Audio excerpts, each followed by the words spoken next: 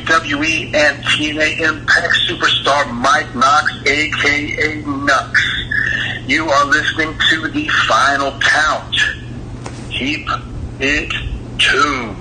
Hey everybody, Anthony Corelli here, formerly known as Santino Morella. You are listening to The Final Count. This is former WWE superstar Victor, and you are listening to The Final Count. Hi everybody, my name's Berto, and this is my third animal, Hippo, with our good friend Eric. Eric, and you're here listening and watching The Final Count podcast. Yay! Hey, it's Eric Orris, voice of the Valley from OVW, and you're checking out The Final Count. Citizens, this is Super Z, and you're watching The Final Count.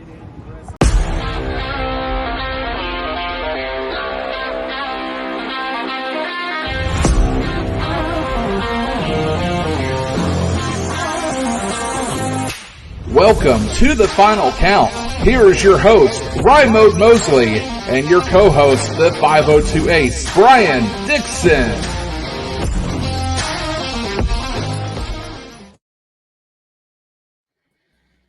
What's up? Hey Ryan. Yeah, what's up? What's up? Something's different here, man. Something's very different. You said Chris would be in a few weeks? Yeah. Every few episodes or something? Isn't that what we said last week? It's a little different around here this week, man. There is something for sure going on. You want to kind of cue us in on what that is? I think if you guys watched last episode, we had a special announcement or something. Yeah, it was announced on Facebook that we were going to have a big announcement this week. So you guys should stay tuned with our Facebook, Instagram, TikTok, Twitter.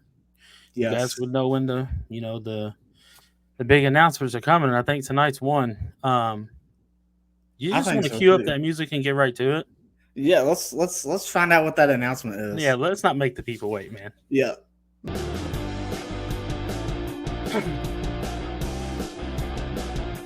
All right. Well, the big announcement is that we are glad to announce and proud to announce that we have now added Mr. Chris Runyon, a.k.a. the Madman Chris, as the newest member of the team here. He is our newest co-host. So That's right. Welcome Chris to the show. And welcome to the team, Chris. Yes, welcome to the team, man. Absolutely, you guys. Thank you guys so much for, having me now a part of the team. Last week was a very special night for me, you guys having me on. Like I've mentioned before, you guys do a wonderful job on here, and I can't wait to see where this goes, this good partnership, this good team, and let's just have fun, guys. Let's just talk about some awesome wrestling, shall we? Let's do it. Let's do it, yes. I got one question. How was everybody's week? Well, mine was awesome. I got to attend OVW Fight Night with my wife and a lot of good OVW family that was able to come out. And guys, that was the best show I've ever been to. With all the promotions I've been to so many, WWE, AEW, a lot of other indie promotions. Without question, OVW put on a show. I'll get more into that as we go along, but like my week was awesome. I'm very blessed. I can't ask for more. What about you guys? What about you, Ryan? How's your week? My week is pretty great. As far as work wise, I got my and Brian, you were over here the other day and helping me get my chair fixed up for work. So I officially have an office chair for my home because I work from home. For those that do not know, and so got my office chair this week, and so that's all set up. And today was my first day. If you're watching this, yesterday was my first day. Friday was my first day. We're recording it on Friday, so today was my first day using the chair as far as during work. And so excited about that. And then this past weekend, I was privileged to be at while you were at OVW Fight Night. I was still here in Louisville at another big show. Pretty awesome, pretty amazing experience. I've been to so many, well, not so many, but I've been to quite a handful of TNA shows or Impact Wrestling or whatever, when they were Impact Wrestling. I've been to quite a few of them. And this past Saturday night was by far one of my favorite TNA shows I've ever been to. Front row, getting to, high five, the Hardys, both Matt and Jeff. It was Jeff's birthday. I'm so jealous. Not to interrupt you. I'm so jealous of you, man. So jealous. I love them. It was amazing. And then, of course, I love TNA. I love OVW, but I love TNA too because, matter of fact, I actually love TNA better than WWE. And I'll tell you why. Because when you go to a TNA show, you are guaranteed, if you're willing to pay the money, guaranteed to meet one of the wrestlers. Okay. Or a couple of them. Yeah. You go to a WWE show, you're not going to be guaranteed. If you want to wait outside the arena or something, or go to a meet and greet and hope there's a meet and greet in your city when they come to your area. Yep. You can get possibly a chance to meet someone that way. But TNA, I love that they have the meet and greets after the show, before the show, and they give the fans the opportunity to, if you're willing to pay that money to. And it is pricey. I'm not going to lie, it is pricey. But it is reasonable too. I know some of them are like $25 a piece. Depends on who, I won't diverge how much, if that's a word, how much I spent to meet the Hardys, but it was up there. I believe it. Hey, at least it's worth the money. Yeah, it was worth it, yes. And the whole show was worth it, and I'll get into a little bit more of that later when we kind of review this past week's TNA, which was the first of two tapings, or two episodes of Impact Wrestling, or TNA Impact, rather, that they taped last Saturday. So, yeah. What about you, Brian? How was your week? Weekend was great, of course, with the wife and the little one, as always. Blessed for that. And, today is Friday, but as you guys watching the Saturday, so yesterday I started a new job. Beyond blessed, man. New opportunities. We'll just see how it goes. Right. Love it. Absolutely, man. Congratulations, too, on your thank you. new job, man. I'm really proud of you. Moved on from the towing life to something else, man. Yeah, I understand. I've been a tow truck driver for 4 years, and I've had enough. Amen. Amen to that. But let's I know this is a wrestling podcast, but let's get a little bit into maybe like football. It's fall's coming up, autumn is coming up, fall, autumn, whatever you want to call it. My favorite time of the year. It's an awesome time of the year. Same. It's such an awesome time of the year. Haunted house season. It's an awesome time. Pumpkins, going to pumpkin patch, all the good stuff. Yep. Last week, I think it was last Saturday, was the first Louisville and Kentucky football games. Don't quote me on that, but and Louisville dominated. I think you're right. Yeah. I would have to double check that, but I'm pretty confident that you're correct. And from what I'm hearing, like Louisville, they have pretty stellar team just from that one game last week, and so it's gonna be a pretty exciting season. And hopefully, when we have that big Kentucky and U of L game, that it'll be a friendly, good competition. Yeah. Some of the college football experts actually picking Louisville to be a heavy favorite to win the ACC title this year. Oh wow. Yeah. So I don't follow it probably like you guys do. I know the major teams and stuff like that. I'm more of a college basketball fan, but U of L, from what I've been hearing, like when I'm at the gym and ESPN's on the television, like they've been talking about the ACC potentially going to U of L. So we'll just have to wait and see. Nice. And that'd be a major thing right there. Yep. You got any input on football, Brian? Hey man, pretty much I want to see Louisville do great and Ohio State University. All right. My wife got me put on to OSU, man, and I've been to 2 of their spring games now. Okay. And they got some incredible players. They got some big boys. So I mean, I can't talk. I'm a UNC fan, so like North Carolina, but I'm basketball because that's where I'm from, my state. Gotcha. Like we've had a couple of good years in football, but we're nowhere near where we could be. I'm hoping like our recruiting continues to get better. We've had a couple of hiccups of some scandal stuff going on with the program. Hopefully we get that cleaned up and so go Tar Heels, man. Definitely. Like I said, I'm not that big of a football fan either. I mean, I'll watch it, but it's the season. It's just the excitement of the season. Yeah, and tailgating, all that good stuff. Yep, I love it. I'm all for it. Absolutely. Oh, yeah. Speaking of tailgating, we ought to, and we'll kind of play this by ear kind of type of thing. Maybe, we'll kind of talk about this off camera as well. What about this? What about the first ever Final Count OVW tailgate party? You already sold me, brother, when you said tailgate. And then on top of that, you said OVW, so I'm already sold. I'm 100% in. On some Thursday night, here as it gets cooler, have like a little tailgate. I love it. I mean, just for the fun, we can maybe even get some interviews with some wrestlers, out there in the parking lot and just hang around. And well, not to foreshadow anything, but currently is constructed within the company. If you watched last night, if it was any indication, and for those of you who are watching Saturday, like if you watch Thursday, there is a lot of issues going on within the OVW locker room.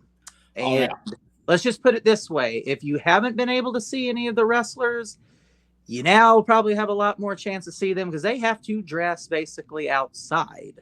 Yeah. And because it is the Revolution's locker room.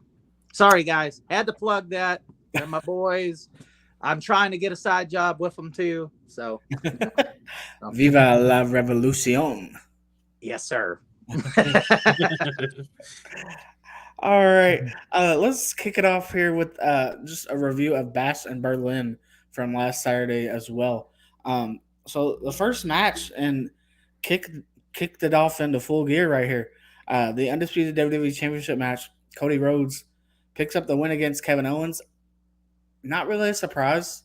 I mean, we all predicted last week that Cody would retain.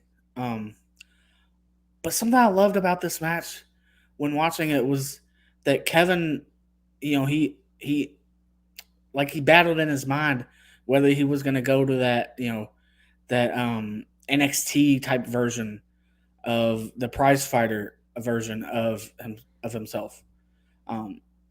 He was going to go for that pop-up powerbomb on the apron, on the ring apron, and he just decided not to. He was like, I don't want to do it that way. And he didn't want to target Cody's knee either. Yeah. Like you can see it, like he's like, damn, do I do this or not? Good point. Yep. But personally, I mean, you guys pretty much said it right there. Like the whole story to this was, well, you have two best friends or like friends in general, and like you're going for the same thing or the main goal, and one of your buddies has got that. All right. Like you get to the point like, okay, I'm happy for him or her, but at the same time, I have aspirations and goals where I want to be the top guy or I want to be the top gal. And like in wrestling, like, I mean, as fans, when you watch this, you get captivated with the storytelling. And I think what Brian was pointing out there with the whole, like, should Kevin, was he going to target the knee because he spoke on SmackDown, in his promo saying like, Cody, I know you're injured. And like, I know you didn't get down and do your whoa when you did your entrance and stuff like that because of your knee. And like, I think the story that they told has been so good. And kind of what you said, Ryan, I think we could have had the NXT version of Kevin Owens, the more, just visceral and more like, angry side of him that can come out at times. And I think though he's trying to show that in the storytelling of things, like I do think it's going to implode. I think I correctly said I didn't think he was going to turn at Berlin, but I think it's still eventually going to set up something down the line. I thought the match was great. I think it was what it should have been. Yeah. I mean, we pretty much said Cody was going to win. Like, I mean, at this point, they got too much equity and stuff right now with Cody. Like, exactly. I think the match was great. Yeah. Like, I think it was a great opener. Yeah. It was a great way to kick off the show. Then we had the WWE Women's Tag Team Championship match. Jade Cargill and Bianca Belair, again, as we all predicted. I believe we all predicted this. That you guys did. I was wrong on that. I picked the champ. That's right. Yeah. I know you guys were right, though. I was wrong. I predicted a heel turn, and it didn't happen. But I'm glad to see the Storm with the titles again. Defeating the Unholy Union and becoming the WWE Tag Team Champion. Hopefully this run is longer than their first run. Yeah. Can I ask a question, just since we're on this? Do you think, and I might have asked this last week, do you think because of the backstage situations that was going on with Jade, like with how they're saying she's kind of like, I'm not saying she's botching moves and stuff, but like I was reading online, of course the internet can be, you got to take it for what it is, but like when the stories were coming out, that's kind of when they dropped the titles. Do you think they were trying to make a point with this? Like if they were having issues with Jade, or do you think it was just, okay, we're going to give the titles to, the change hands of, and just to give it back to them within a month or so, or I could be wrong. I might be reading too much into that, but I feel like you don't see hot potato. Mm-hmm. I feel like the way that they were doing there. So maybe I'm wrong, or maybe there was an injury. I don't know. So. No, I think that you're reading into that really well, because I think that's a valid reason if that was the case. Because like you said, we're gonna make a statement. If you're gonna have these issues, then we don't want to have the titles on you. And for the record, I'm not saying anything bad about Jade, or I'm just saying like that's what I was reading, and I mean, like you said, you got to take it for what it's worth. But when you put one and one together, you start thinking about it, and you're like, well, maybe there was something going on, you know. So, 100%. Yep. And then we have the strap match. This one, I think, took the match of the night right here. CM Punk defeats Drew McIntyre, and he gets the bracelet back. And I love that the story was kind of, up until this past Monday on Raw, was kind of, and it kind of still is, I guess, in an extent, revolving around the bracelet. Punk was going after the bracelet. That gave meaning to the story right there. But then actually, I take it back. Actually, what happened on Raw takes it further than just over a bracelet. Yes, the bracelet still has a point to it because of McIntyre, destroying the bracelet pretty much. So there's still a point that the bracelet's still a part of it, but it's now deeper than just over a bracelet. But like I said, though, I think we're going to get a best of 7 from these two. Yeah. And that strap match makes Punk 3-0 in strap matches. That's a good stat. So, but with like what happened on Raw or whatever, when the bracelet broke, and I think they're going to make McIntyre like a ultimate heel, and then give us a best of 7 of Punk and McIntyre. Yeah, and let it end in a Hell in a Cell or something. Yep. To summarize it real quick, like I've been saying for a while, I kind of like what Brian said last week and what he just said. Like I can see them doing a best of 7. That makes sense. If they didn't go that route, I could see them doing the big blow up here with the Hell in a Cell match because they're both 1-1 since SummerSlam when Drew got the win, and then with the strap match, it going Punk's way. I love in the promo on Raw though when Punk came out acting like he was ready to move on and like be done with Drew because he won, and he brought up Gunther. Mm-hmm. I like that storytelling. Like they're trying to slowly plant seeds in advance, even though we're not getting there yet. And then you have Drew that just literally, it just beats the what out of him. There's no way. I mean, I love that because it makes you, if you're a Punk fan, you really want to see him get another upcoming, on Drew. And if you're a Drew fan, you're like, yeah, like we want to see another thing. Like, how do you finish it? It keeps getting more personal. Well, let's do Hell in a Cell. Like I think it's what they should do. See, I'm a fan of them both, but I favor Punk more. But like, let them cook in this storyline. Yeah, the storyline's been great. Yeah, like, I think this is one of the best storylines going today in WWE. I agree. That's just my personal preference. Without a doubt. No, without a doubt, it's no, you're right. It is. Yep, 100%. Then we have the mixed tag match.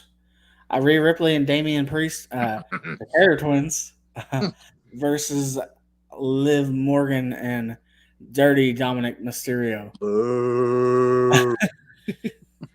And the Terror Twins pick up the win here. And like I love that they picked up the win there. I mean, do I think this feud is over with them? No. I feel like the Judgment Day, the Judgment Day versus the new Judgment Day versus the old Judgment Day with 2 members, but they're gonna also have Jay, I believe. Jay Uso because yeet. Yeet. And Mommy's about to yeet too. Mommy's always on top. She is. I freaking love Rhea, man. Like, ever since she debuted in WWE, like, she's evolved so much. Even her character and her appearance. Yeah. But I'm liking it, though. She went from having, coming in long hair, blonde hair, to cutting it, dyeing it black, and now she's growing her hair back out. Mm-hmm. Like, is this going to come full circle with her character? With her being a babyface now? Or is she just going to think she's hit the black look? I don't even think she's hit her peak, you guys. Like that's the more crazy stat of it. Like her and Jey Uso right now. I think you could say Jay's probably the most over babyface with just the entrance alone. Yeah. But like I'm telling you guys, Rhea, I cannot remember someone who could, what I'm saying is, who goes from being a heel to kind of being a tweener in the middle a little bit, then finally going full babyface since Liv and Dom's done their thing. And then like, she still to me has not even hit her peak with the crowd, like getting fully behind her. That's what's more mind boggling in a positive way. Mm-hmm. Like I could honestly see them, unless Alexa Bliss or somebody comes back, if we get closer to the Rumble, like, I'm not saying it's going to happen because there could be a lot of different avenues to go down. But like, if Rhea's still chasing Liv or chasing a title picture, like, I wouldn't have an issue if Rhea won the Rumble again. Like at this point, I really wouldn't. Definitely, I agree. Same here. And then the main event was the World Heavyweight Championship match between Gunther and Randy Orton. Gunther retains the title, defeating Randy Orton, and clean, might I add.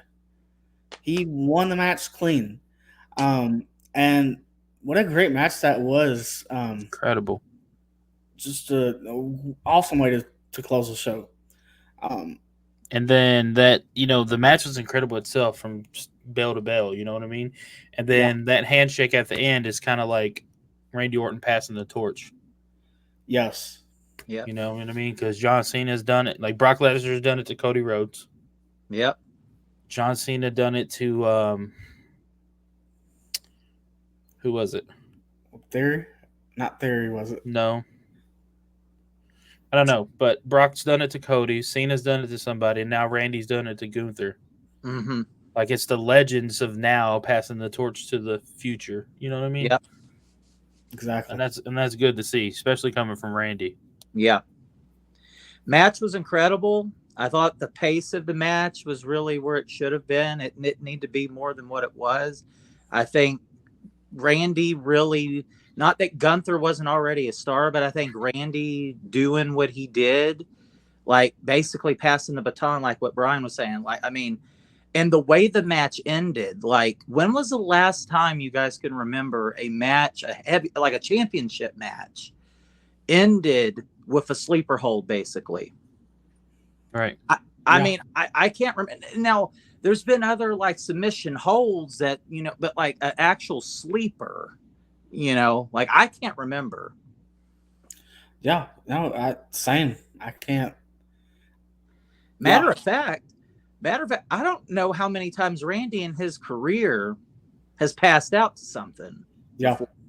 Like when you think about it, I'm sure he has, but I don't remember. Like, I don't think it's been that much. If he has, it's not a lot. Yeah. Right.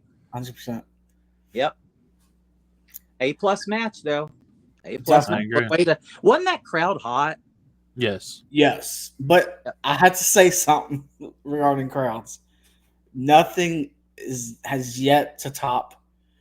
They're yet to top off France. the crowd from France. Yes. Yeah, France was nuts, bro. France is the crowd. France was off the chain. Yeah, absolutely. They need a WrestleMania. Yeah. Can you imagine if WrestleMania was there? Yes. Dude. They better get the largest stadium then some. Yep. Exactly. The roof, brother. With no roof. They better just go ahead and take the roof off of it. Right. That roof is gone. Absolutely, man. Absolutely.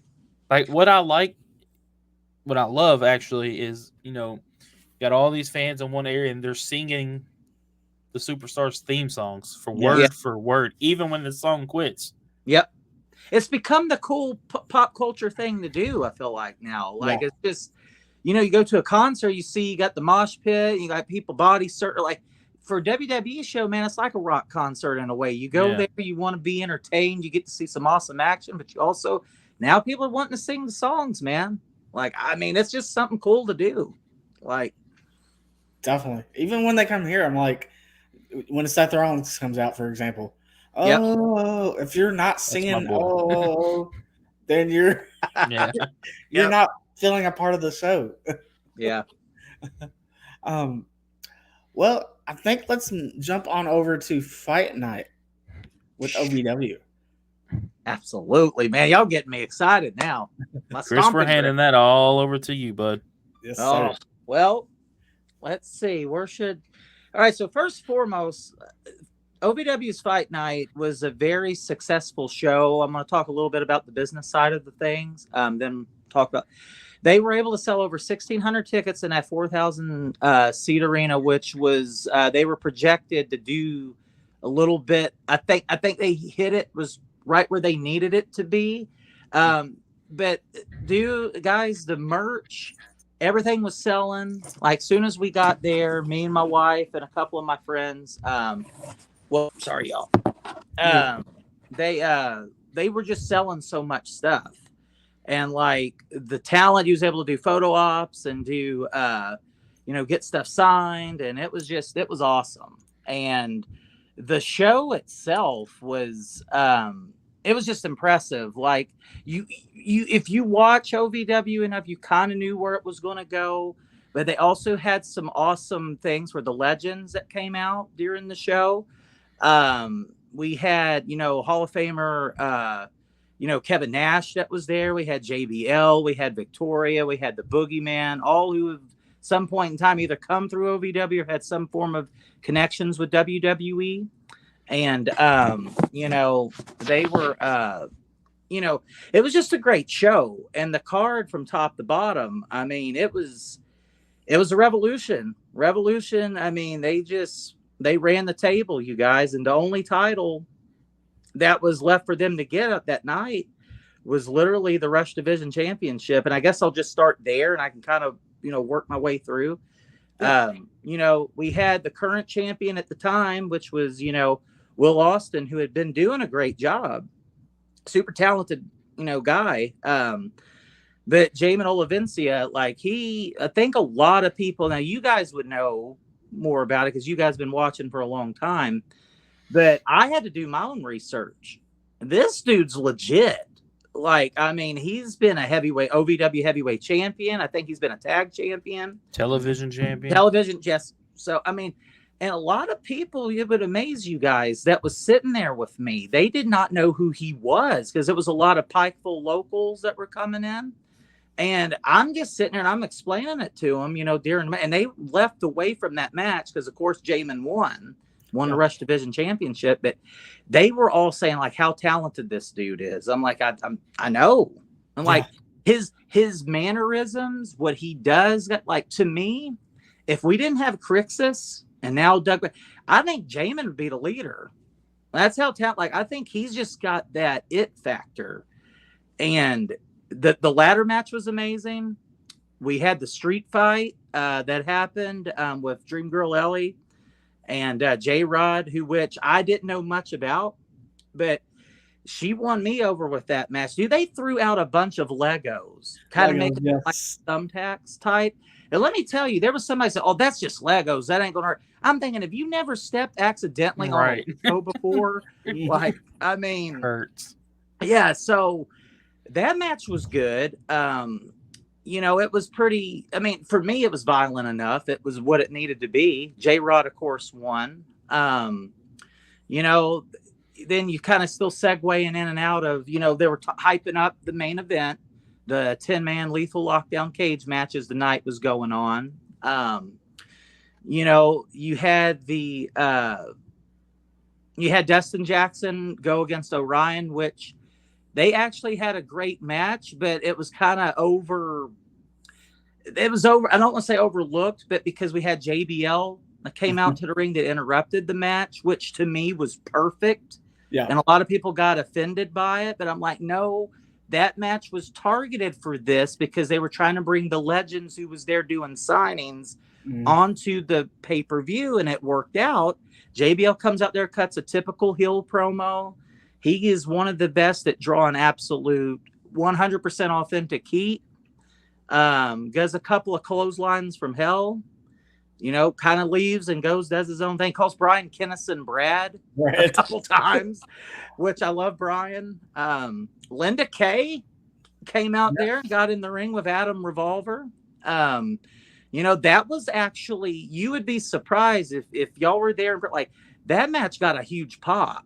When Adam won, that place was mad, guys. That place, they were chanting Linda. When they went to, I think, commercial, or whatever, to do whatever, they were still chanting Linda. They love Linda.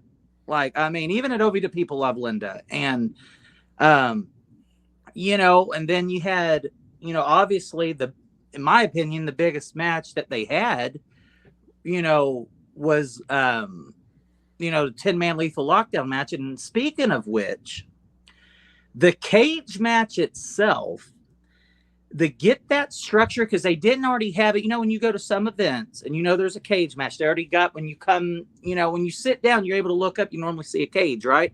They didn't have the thing, constructed. Yeah. So they literally took, and I don't know what you guys could see, they literally took about 10 to 15 crew members, some of the talent that actually had already performed was actually out there in the ring and was putting this structure together while the boogeyman was coming out, throwing worms out. And yes, they were live worms. And I had a couple of my friends try to throw one on me. I'm like, I don't want it. They said, Chris, eat that, brother, eat it. And I'm just like, no, I'm good. I'm good. But, then when they finally got that, took literally about 20 minutes, I would say, to get that cage structured. And then, the match itself, I think, went for 40 to 45 minutes, but that match was without a question the best match of the night. It was the loudest of the night. And I'm not even just saying this. The Revolution outside of Cash Cash got probably the next biggest pop, if not the biggest pop. But when Crixus and them guys came out, like they're supposed to be the Hills, right? They're just too cool. Yeah. Right? Oh, Guys are just too. It reminds me so much of the NWO. It really does in a lot of ways. And I was telling that to one of my friends I'm like, I'm not saying it is, but it is in a way. Yeah. And like you're supposed to not like them. They're just cool. And so the match is going on. You know, Cash is I think the last one to enter for Team OVW. And then like literally they had like, you know, weapons, whether it be a trash can tied down. They had nunchucks that was a part of the cage. They had a steel chair wrapped in barbed wire. You know, they were throwing everything, all the haymakers that they could in that match. And like TW3 had probably the spot of the night when he was at the top of the cage. And like, guys, just seeing that sitting ringside, like a lot of people don't understand. A lot of stuff can go wrong in a moment like that. Mm-hmm. Like you got to have timing, you got to have everything. And like what he was able to pull off of that, man, that was one of the coolest things I'd ever seen outside of Jeff Hardy at a Monday Night Raw go off the top and do a swanton bomb off the stage. And you know, but when all was said and done, Cash was basically, the Revolution kept basically throwing everybody out of the cage. J-Rod made her way into the ring, locked the cage and had the key, kept throwing all the other members of Team OVW out, and then left Cash basically all by his lonesome. And then, you know, you got Doug Basham, the new man, the new head chief of the whole place, you know, drawing the heat, literally drawing the heat. And then finally, you know, Revolution, they just beat Cash down basically to a pulp, to the part where, you know, they won. And then the more talking side of things is after the match, because then you had all of Team OVW coming back down and other members from the locker room coming down, and they're trying to surround the structure just the way that the Revolution has used their numbers. Well, somehow or another, they were able to get out through there because all the people was trying to come up from the cage. Poor Shalance. A lot of people didn't catch this till this past Thursday. I saw it when I was there. She got thrown by Doug Basham into the cage. Looked like legit. She hit her face really hard. Oh. And that drew a lot of heat. But a lot of people didn't see that until they showed the footage on Thursday last night. So I know I talked a lot, but I mean, it was a lot to cover that night. Like the business was good. They sold a lot of good tickets. The people went home talking about as we was going through the exit doors. People were screaming Revolution, just like me. You know, I wish you guys could have been there. Y'all would have loved it. It was a really, really fun night. Best show I've ever been to, and that says something. Oh, I loved watching it on pay-per-view. After I got home from TNA that night, I was like, whoa, because I was on a high from TNA. Oh, I believe it. You know, so I get home and I'm watching it, and I'm like, wow. Yep. I love the involvement of Victoria, as the special enforcer, referee of the street fight. Yes, that was really put together really well, because I like the fact that she was the referee for that, because she was in the original Revolution. Yep. I forgot the point. Oh, that's a good point, Ryan. Queen Victoria. Yep. And now J-Rod, as we found out on Rise, J-Rod is now Basham's queen. Yep. The queen. Yep. So she's the queen of the Revolution. Yep. Just like Victoria at one point in her time in OVW was. Yeah. And so, and I have to say, I love the Revolution, the story behind why Doug did what he did. Yep. He was the first ever trainee of his uncle Danny Davis. Yep. The first ever OVW trainee was Doug Basham. No, the machine Doug Basham. Yeah, who's really the bad guys here, guys? I mean, is it that darn Al Snow, or is it really? I'm on Doug Basham's side. I love me some Al Snow, but I'm just saying. I digress. I'm with Doug Basham all the way. I gotta be. Exactly, and I am too, because you know what? He has the claim there, because it was his uncle's. OVW was his uncle's company, his uncle's promotion. Yep. And so this is Doug should be the one, and Doug has to be the one. Brian, OVW. Let me ask you real quick while we're still on this. Like, when this storyline was going, before it got to the reveal where it shows Doug over Al's body laying it, like, did you think for a second, and this goes for you too, Ryan, did you guys think for a second that it could be Al instead of Doug? Or did y'all think, okay, if it was out of the two of them, it would be Doug no matter what? I'm kind of wanting to hear what you guys think about that. I figured it would be Doug being behind the Revolution. You know, like Ryan said, yeah, he had it back in the day, so why not, bring it back and be the leader again? Yeah. From the first attack, I knew it was all a ploy. Yeah. Yeah, Ryan told me, he said, I believe it's Doug. Said, it probably is, because he brought up good points about him having it in the past and all that. So and then we finally got the reveal, and it's none other than the Machine. So the thing I want to see with the Revolution is some more nostalgia from the past. I would love to see the Damage of Danny Basham make a return at some point to OVW. Yeah. They had I would love that. Oh, yeah. They had a huge rivalry back in the day, too. Yeah. They were the co-leaders of the Revolution. Yeah. I mean, Fight Night was awesome. I know we was on for about 15 minutes about this, but guys, it was just an awesome show. Definitely. And I loved also JBL. I loved you pointed out JBL being a part of it. I loved not only him being in the ring, but he was hilarious, and I mean hilarious on commentary. Brad. I'm telling poor Brian Kennison, Brad. I told Brian Kennison, I said, I'm gonna start calling you Brad now. You're no longer Brian, you're Brad. The only negative thing, because I got to keep it honest, the only negative thing I had with the show, we didn't see no Kevin Nash on TV or out there.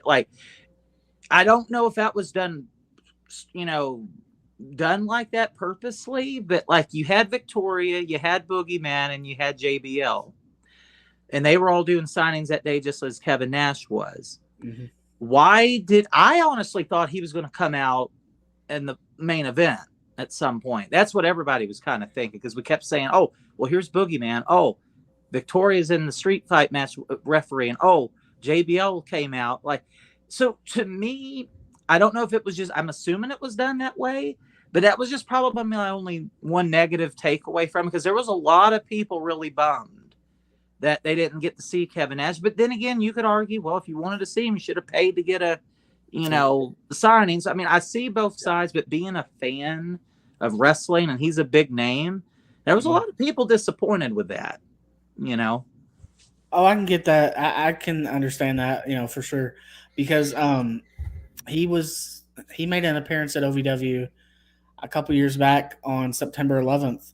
Okay. I didn't know that. Okay. Yeah, this was actually downtown at the it was Fight for Freedom or something, I think it was called. Was that 4th Street Live? 4th Street Live, yes. Okay. And he made an appearance just to sign autographs, take pictures, and whatnot. Okay. And so that was it might just be in his contract or something.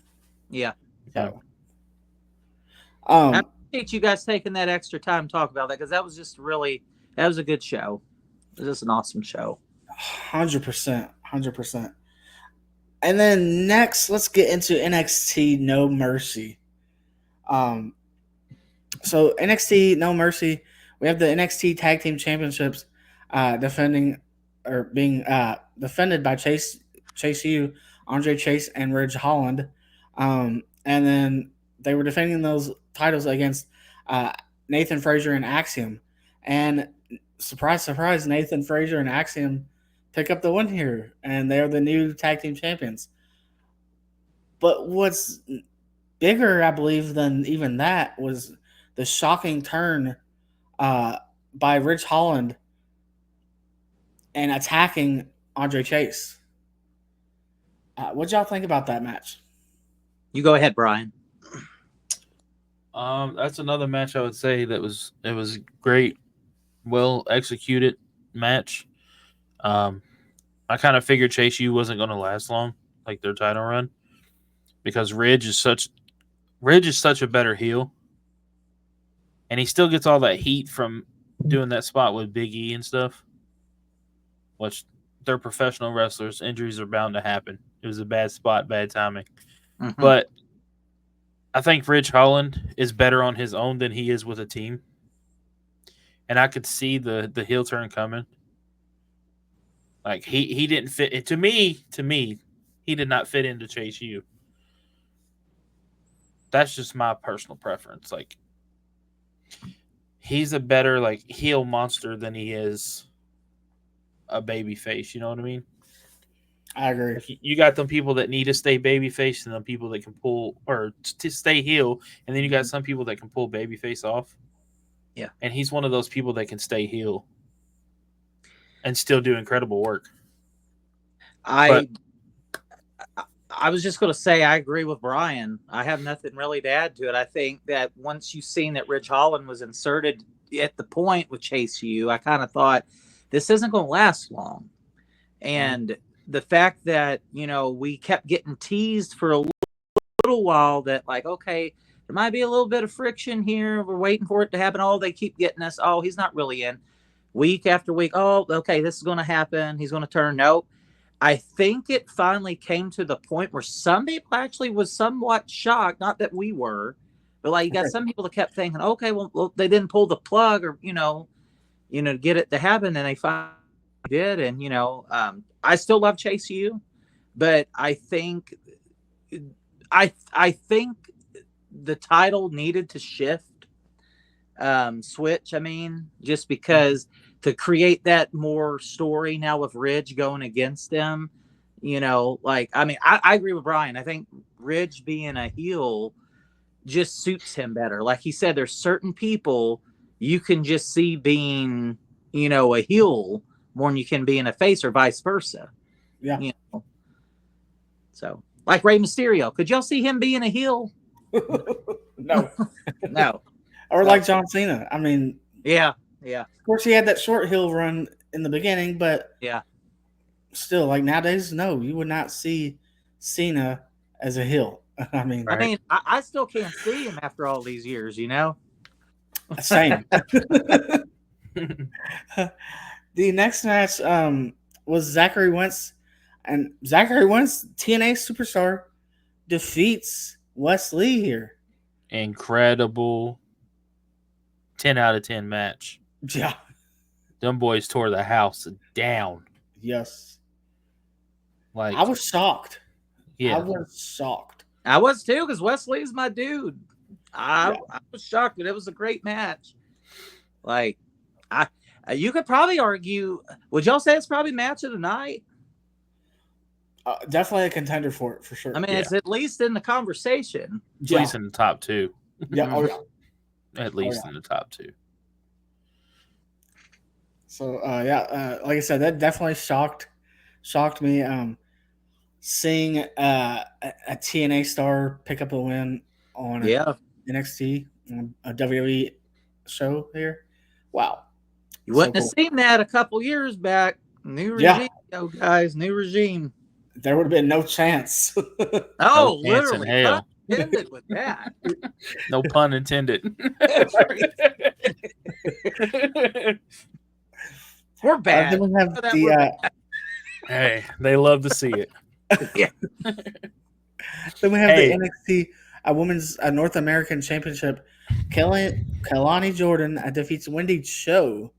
And Wendy Cho might be appearing somewhere else too here soon. And we'll find out about that when we get to TNA here a little bit. So, but Kelani Jordan retains the title. I'm not surprised with that. No. I mean, Wendy Cho's literally just returning. So, I mean, Yep. Then we have the men's NXT North American Championship, Obafemi, and oh my gosh, y'all, I love the dominance of Obafemi. Oh yeah, he's a beast. He's a monster. He man. is. I want to Dude see his is title such a reign beast. go on for a while. Like, even if they put him to beat Wes Lee's reign, like Yes. 200 and something days. Don't get me wrong, Wes Lee was the best, North American champion in the NXT scene. Yeah. But let Obafemi be dominant, bro. Yeah. Just like let him crush everybody. He's next. I said that thing last week. Like, to me, he's the next one of the next big things. Yeah. Like, he's it, man. He's got it. Definitely. And he defeated the Don, Tony D'Angelo. Hey, Tony, how you doing? It was a hard hitting match, though. Yeah. Like, it was a good match. It was. Tony really brought his all, but hey, in the end, Oba's a beast. Yep. Dominant. Then we have the NXT Women's Championship match. Roxanne Perez defeated Jada Parker. Not really surprised by Roxanne retaining here. Not at all. And then the main event, the match of the night. We had Whoop That Trick as your special guest referee for the match, the NXT Championship match. Ethan Page would defend the title against TNA star. Say his name and he appears. I believe in Joe Hendry. I love that dude. Yes, he's so over, dude. Ethan retains here, and Trick. Wow, I did not like the outcome of the match. Trick did what he said he would do. He did what he said he was going to do, and he called it down the middle. Yeah. I didn't the match itself I thought was, great. Storytelling was great. I think for the story to further along, like, it made Trick look good, keeping a man to his word, like with him being who he is. But, I just personally, and I love Joe Hendry, but I just didn't see him pulling it from Ethan this quick. I just think Ethan is just a good heat magnet. Like, he's a star. Joe Hendry's probably his trajectory, man. Brian said he's over. Oh. Dude is over. Like, so I kind of liked it. Kind of went the way I thought it was going to go. Nothing really shocked me here. What did you guys think? Like, I mean, it was a great match. Nothing really threw me for a loop with it. Same though. It was just a great match. Like I said, Ethan Page is one of those boys that you keep heel. Yeah. Yep. Like, he's a heel heat magnet. Yep. I love the finish of the match too. Like, it was so well executed. The whole match just so well executed, and like you said, Chris, a great story told throughout the match. So, yep, absolutely, another great show right there. Yes, it was. Absolutely, I feel like NXT for me, I think it's getting back to where I got to be careful how I say this because it's going to upset a lot. A lot of hardcore fans are going to love the old NXT where it was Finn Balor, Sasha Banks, Becky Lynch, Charlotte, 4 Horsewomen, and I loved all that. And it's great. And it was still some of the best matches I've ever seen. But I feel like then we went through a phase where we went through the 2.0 or whatever it was. And like that just the worst phase of NXT. Yes, absolutely. Yeah. I'll say it. Give me the heat. I don't care. Right. you're right. I'll take all the heat, man. I don't care. That was the worst version of NXT ever. Yeah. But now I kind of feel like now we're trying to get back to where it was. Yeah. And a lot of people say, no, it's still not the same. Like, because you got a lot of people, man, they love them some NXT, and I love it too. But I keep telling people, I think it's the closest thing it's been from its original conception. I think Shawn Michaels took the ball and ran with it. Thank you. That's like telling people, like, and I'm very good about being an open listener to like listening to people, like what they got to say. But like most of the arguments being made is like, well, they don't have enough people over. And I'm like, what do you mean they ain't got enough people over? Like, I mean, I can name you 5 people right now that's really, doing wonderful. Like, I mean, I don't know. I think you're going to have that fan base that's going to be like, no, it's not how it was when it was Kevin Owens, Sami Zayn, and blah, blah, blah. And I love that. Yeah. But like, not to go off on it. Like, I get tired of people.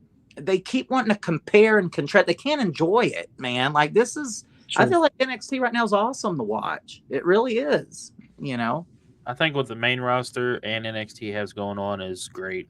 Yeah. Like, better than what it was. You know what I mean? I agree. Like you said, anything beats that 2.0. I'll take that too. I'll say that. Shawn Michaels took the ball and ran with it. Triple H is just an incredible mind to have behind WWE. Who would have thought, gentlemen, who would have thought when we was growing up watching this stuff, if you would have told us now that Triple H and Shawn Michaels both would be running the company, like, you would think we're crazy. Who would have thought these damn degenerates would be running the company, man? Right. Spray painting the building, spray painting the airplanes, blowing up limos. I mean, running through with army tanks. Come on, man. Crotch chopping, getting us in trouble. Right. But I'm just, I got in trouble plenty of times in school. Me too. Like, yeah. But anyways, I just when you put that hindsight 2020, the company is making the most money it's ever been. Wrestling right now, I said this last week, it is a beautiful and wonderful thing when multiple companies are doing so well. You don't have to just have one company do well. It's good to see all these companies flourish, and they're all good at what they're good at. And I feel like these, these kickoff shows they're doing, mm-hmm. and then they got the PLEs, and then the post show. Yeah, like, I feel like we're getting more of these, like, even though it's like media, you know what I mean? Media scrum. It's more like these fans asking the question, but it's through media. Yeah. You're getting to know the superstar, the backstage stuff. Yeah. Past all the politics or whatever. Yes, absolutely. You're getting to, I feel like you're engaging with that said superstar or wrestler. Yeah. WWE, to kind of talk on that just a second. WWE is a little bit more scripted when it comes to their post shows. But with that being said, kind of what you said, Brian, it is getting to the part where the fans are getting to ask, but it's more through the media. Whereas with AEW, that's kind of more loosely scripted. They do their media scrums. It's a little bit longer. The organization's not fully there like it is with WWE, but you could argue, say, well, you might like one over the other. But like, it's just wrestling, man. You got it. It's like pre-shows, the show, post-show. Like, it's like everybody wants to tune in to watch it. And by the time you get done with it, it's like 5 or 6 hours. But it's also, I mean, you get a little tired. I'm not going to lie. Mm-hmm. But like, I mean, it's fun, man. When you love something, it's fun. It is. And those are some great points, like for sure. It is. It does get tiring after watching an hours long show. 2 hour pre-show, that's a little too much. This is ever going to be over with, man? But you sit there because you're glued to the TV. Yeah. You know what I mean? Like, don't get me wrong. I've been watching since I was probably 6 years old, man. Yeah. And for all of that I've seen and stuff, like, I stopped watching for a while, and then I came back to it. I'm like, dude, the product has changed. Yeah. But it's changed for the better. You know what I mean? Yeah. Yes. I agree. And sometimes, like, I got my wife into wrestling. I got the little one into wrestling. Same. And it's like, she's like, I see the storylines. Like, yeah. Sometimes she's joking. She's like, I know it's just a storyline. But I'm like, that's what I look at. I look at the storyline. I look at the emotions. You know what I mean? Because, hey, my wife, she'll literally be like, oh, this is about to happen. I've got them down packed. I know what this person's going. It's like she basically came out and said it's like she knows what each wrestler's routine or their gimmick or like she's learning.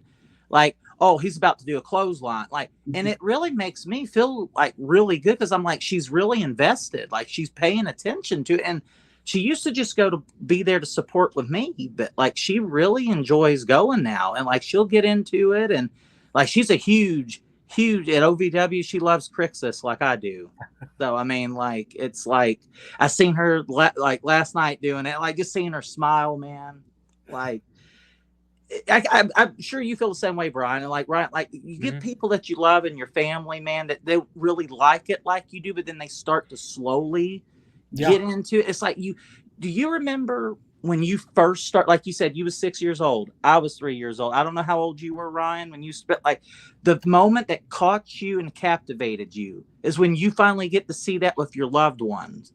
And like they get lost in it the way that you did. It's a beautiful thing, man. Like it's just a beautiful thing. Like my dad got me into wrestling, and like I was probably about the same age as Brian, actually. About 6 or 7, something like that. I remember the first thing I saw on wrestling was Kane and Undertaker putting the boots to Vince McMahon and breaking his leg with the steel steps. Yeah, and that terrified me to death. I swear. But I was so invested in wrestling at that point. Yeah, like it hooked me to where I'd watch it every Saturday. You know, I believe it was Livewire that came on. I'd watch it every Saturday and been hooked ever since.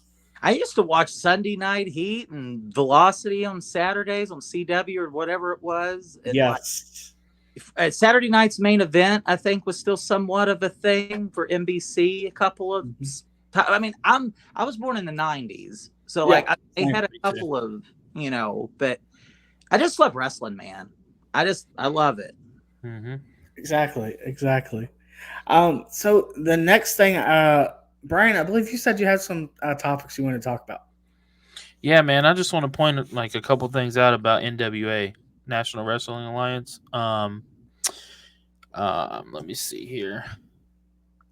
Tom Latimer has officially beat EC3 for the NWA World Championship. Did that happen today? He the 31st. He ended his 1 year and something day streak. Whoa, that Knox and Murdoch is your official tag team champions. Whoa, that is that threw me off. I was like, whoa.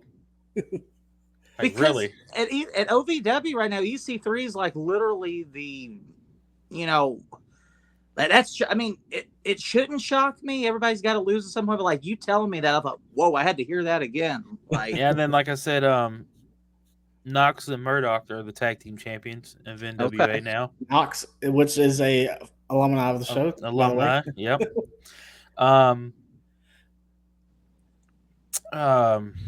What's her name? I just had it here. What is her name? I'm trying to. I think I know what you're. I can't remember her name either. Her name Kenzie Page. Yes, she's official year of women's champion. Okay. Which big shout out to her, man. She's carried it. Maxton Paler, man, I've seen her start at OVW. Yeah. She is an absolute beast. Have you seen her, Chris? I have not, but I've heard people mention her. I've heard. Go look at her work, Max the Impaler. You got to check out her work. I'll look her Brian can vouch. She's a beast. Yep. She is NWA's women's TV champion. Okay. And she has another championship too, but like she does great work. I believe it. I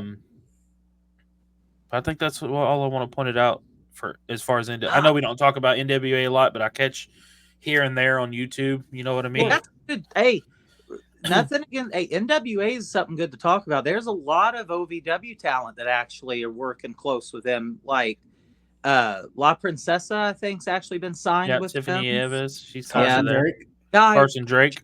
She is absolutely. I'm breaking kayfabe here. I love giving her a hard time at the shows, like she does me too. She is somebody I can guarantee if I sit ramp side and I hold up a sign that's something negative, she will literally rip it up for me every week, and that's her way of saying she loves us. Like, she goes out of her way to interact with all of us, and like she'll mouth off at you and she'll tell you how she feels. But she's so talented, and outside of that, she is a wonderful human being who's been through a lot. just, kudos to her excelling, doing what she's doing with NWA. I still think she's still not hit her peak. There's just so many talents at OVW, and like, I just wanted to point that out since you brought up NWA, because she's doing wonderful things. EC3 though, losing that, it's going to be interesting to see if he's going to be more hanging around OVW now a little bit more. Another thing is on AEW. I think it was on AEW Collision. The Outrunners actually won their first match on AEW Collision. No, did they? I missed that. Yes. Oh my God, man! Big shout out to Turbo Floyd, Truth Magnum, man, Shiloh Jones, Randall Floyd. OVW originals right there, man.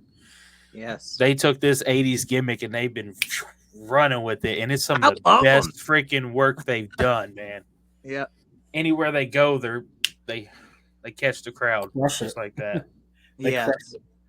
Yeah. And real quick, I know I gave the shout out last week, but I want to do it again because since we plugged Tiffany being with NWA and OVW, let's give a big quick shout out to Layla Gray for what she's done and her contributions with OVW, and her fiance Certified Luke Curtis, who you guys have had on here, I know for a fact, with Ed. Absolutely.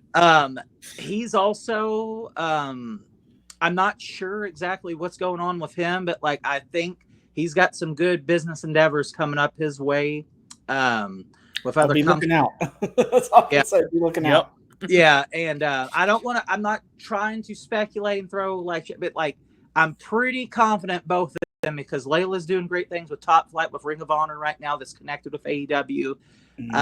Luke has done some things recently with TNA. I've heard some things in the rumblings that he's going to get some opportunities, and great for both of them because they're just such wonderful people.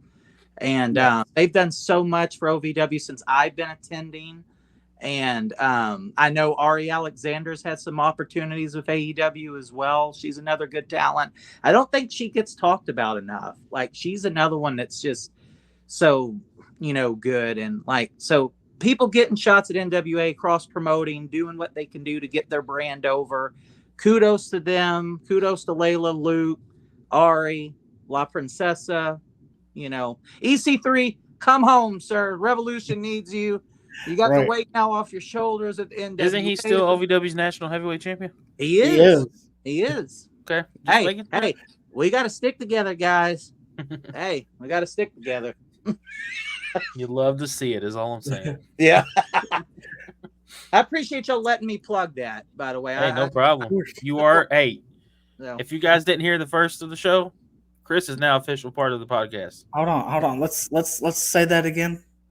Let's say that again. Say it louder for people to hear in the back. Oh, look at that. If you guys can't read, welcome to the team. Our newest co-host, our boy Chris, man. I love you guys. Thank you. Thank y'all. Really. All jokes aside, thank y'all. It's an honor. I just appreciate y'all. I really do. We love you, brother. Love you guys too, man. Y'all letting my dream come true. My childhood dream come true, man. One of the few things in this life I'm good at is running my mouth. Just ask my wife. She tells me I never shut up. So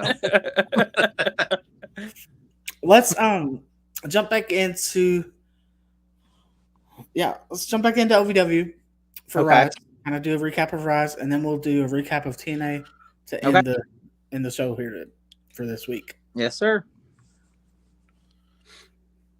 So you want to do OVW Rise? Okay, yeah. So basically OVW Rise, everybody, it was coming out of historic night in Pikeville, knowing the results and how everything happened, then you knew it was going to be a little ominous feeling coming into Hot Point Davis Arena now, because they were promoting, it ain't OVW Rise for that night, it was going to be the Revolution Rise night. Yes. And literally they say, pay attention. Everything's in the details. Literally, synopsis, plot, spoilers, whatever you want. It was literally the Revolution's night. And you got to hear from the number one recruit, the number one guy, Doug Basham, finally come out and spill the beans to why he did what he did to the locker room of OVW. Most importantly, why did he do what he did to the man himself, Al Snow, who I absolutely love. We all love him. Doug really came out there, man, telling him it's a new sheriff's in town. That segment, it was getting a little bit of backlash on, I think, the chat on YouTube, because they said they didn't understand why it was running so long. Well, the segment made sense to me because they were really establishing the heat, because they know typically, I feel like, and maybe you guys can correct me, OVW typically opens their shows typically not so much of a promo, more so of a match base thing. At least since I've been attending. It might have been different, but like so for them to do that, Doug was not only drawing more heat for the Revolution, he was given his reasoning, and at the same time addressing the business that he was wanting to handle for the night. So then you had like Cal in the locker room come down after Revolution gets in the ring, and they're all expressing their grievances, their issues with the Revolution. Cal starts talking, Tony and him starts bantering back and forth. It leads to Doug finally saying, well, are you fine with taking him on? And then Jamin speaks, and then Will Austin's up there on ringside C, standing, running his mouth, which that's a mistake. You don't ever run your mouth against Jamin. Jamin's going to lay you out. Absolutely. So that sets up a tag match for the evening. And then we address another piece of business with the queen, Miss J-Rod, the newly crowned queen from Doug Basham. And J-Rod comes out there, and then, obviously you got Shalonce there with her problems from Saturday night. You got La Princesa's got some issues. Freya has got issues. Crystal's got some issues, and Haley's got some issues. And what ends up happening, Crystal's the one that gets the opportunity to go against J-Rod for the night, and that was the second piece of business. Third piece of business that was handled was basically having Cash Flow, I think, comes down and is starting to run his mouth to the point where I was starting to get a little nervous for Mr. Doug, because Doug doesn't deserve to be treated that way. So let's just call it what it is. And so Cash, comes out, says, I've been, haven't been here since you started here. You've been here for 32 years. I've waited 32 years, to, come out here and, kick your, what. And, and then Doug's playing it off like he should and shrugs it off. And then finally he looks over at Crixus, who's my guy, my number one guy, and literally looks at him and says, okay, tonight you want a match? Well, you're going to take on the OVW heavyweight champion here. And, so basically the 20 to 25 minute segment sets up all this stuff. And I thought it was one of the best segments I've been to at OVW. And I'm not even just saying that, because there was people I was sitting with, guys, not just on you. They were getting upset because it was running so far over. And I thought it may have not have been done that way purposely, but it worked. Because they run the show. And then the biggest part of this, when the Revolution, before we even became the Revolution, the Masked Men was coming out, they literally, Al made them have to dress outside. Well, now guess what Doug does? He flips it back and he says, guess what? You guys have got to dress outside, because now the Revolution runs this locker room. Yeah. I thought that was brilliant. I thought that was a good business. And, it was a little clustered, everybody there. Cause y'all know how Davis Arena is, but it was one of the best segments I've seen since I've been there to just set that show up. And kind of want to get y'all's thoughts before I, go further with that. Did y'all like that, or were y'all kind of with some of the people on didn't understand why it went for as long as it did? Oh no, I loved it. I loved why, I loved the bantering back and forth pretty much between everyone airing their grievances. Yeah. I loved everything about that whole segment. I loved it. What about you, Brian? What'd you think? Loved it. Great segment. I love how they're doing things. The storyline's going to be great. The storyline's going to handle for a little while. Yeah. Can we just talk about how Jack Dalton McKenzie is? That dude looks like a freaking beast, man. There was a kid that was sitting behind me. Not a kid. Sorry. It was a guy. I've only seen him once or twice. And he kept running his mouth at the dude to the point, like, he was saying some.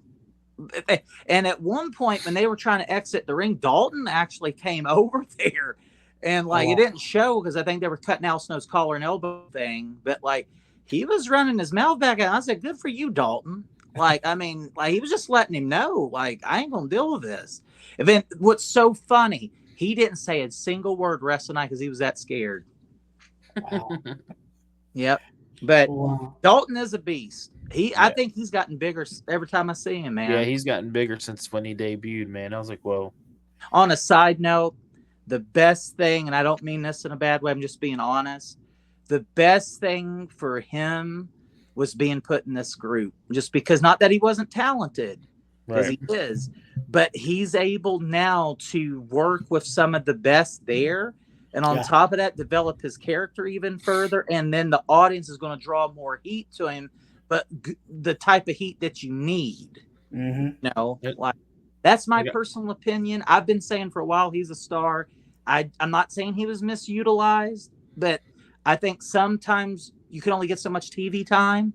But right now it works because you got this awesome faction, and he's a part of it. You know, that's the same with AJZ. I'm glad he's back, man, and changed from that Golden Boy, you know, that Golden Boy superstar to the Hunter. You know what I mean? Yeah. Grew his hair out. He's freaking jacked as can be. He is, dude. He looks like a star. He is. He is a star. Then you got the crazy one, Jamin. Then you got Shotgun Tony Gunn. Yep. I mean, then you got J Rod and Doug. I mean, Crixus. Big shout out to Crixus though, man. Hopefully he's not injured. You know, he took a bad bump.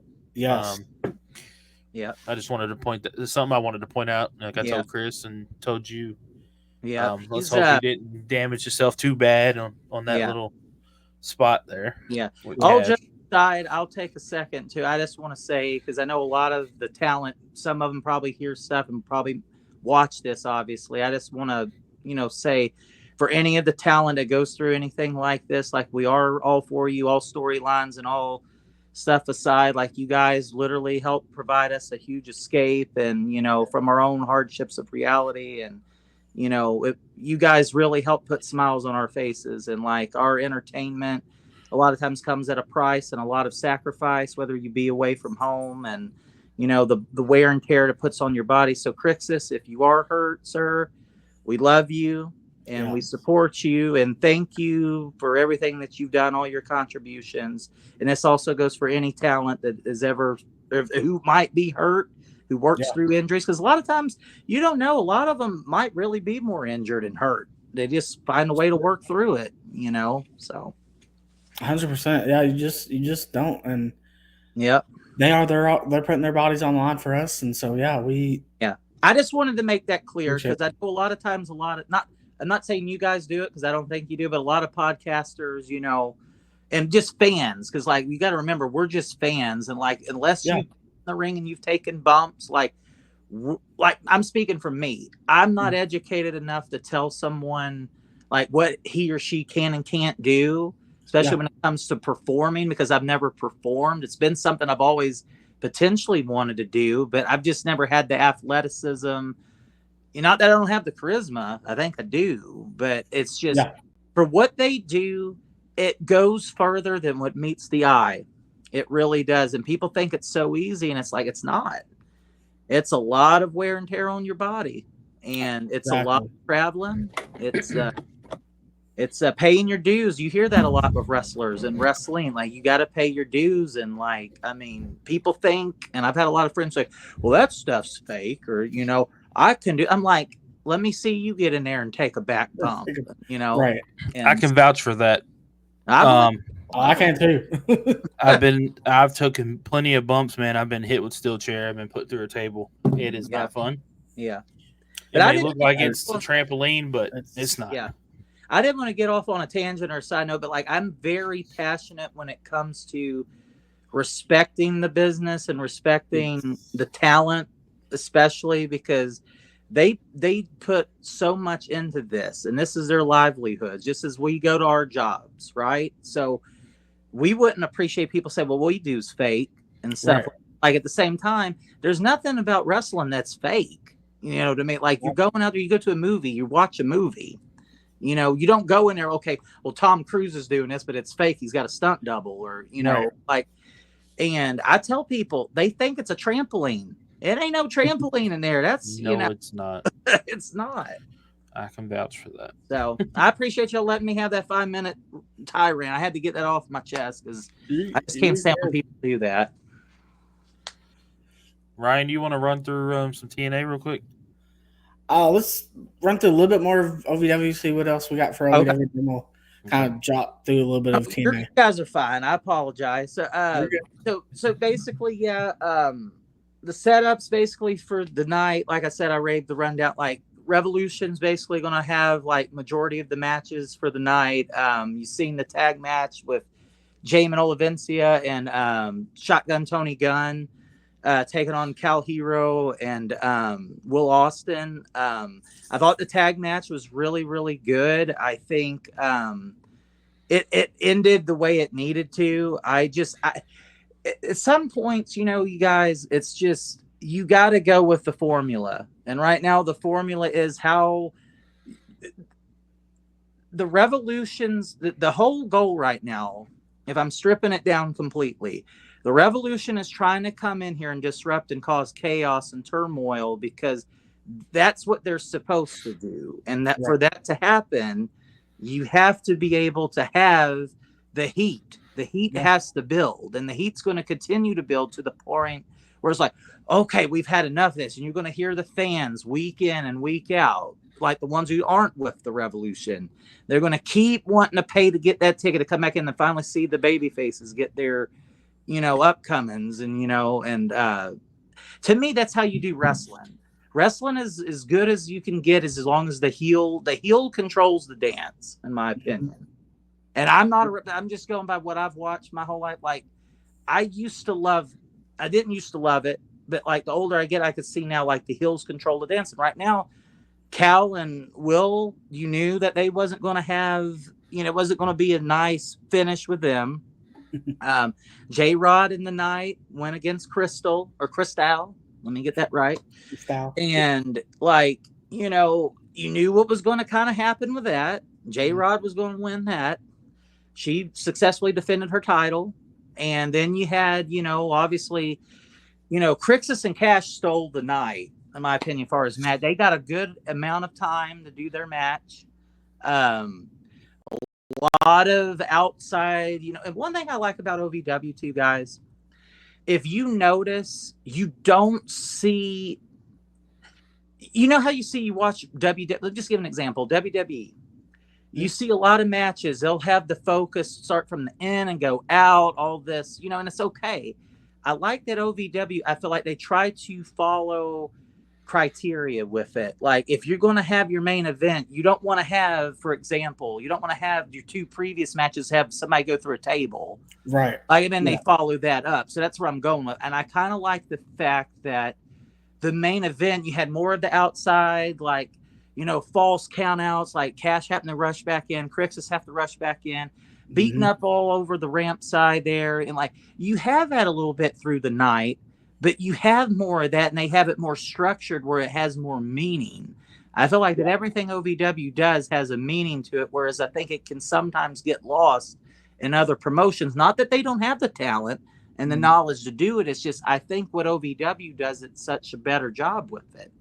So the match was just back and forth. It was back and forth. A lot of them chops that Crixus took, man, it had all of us just like, wow. Like, wow.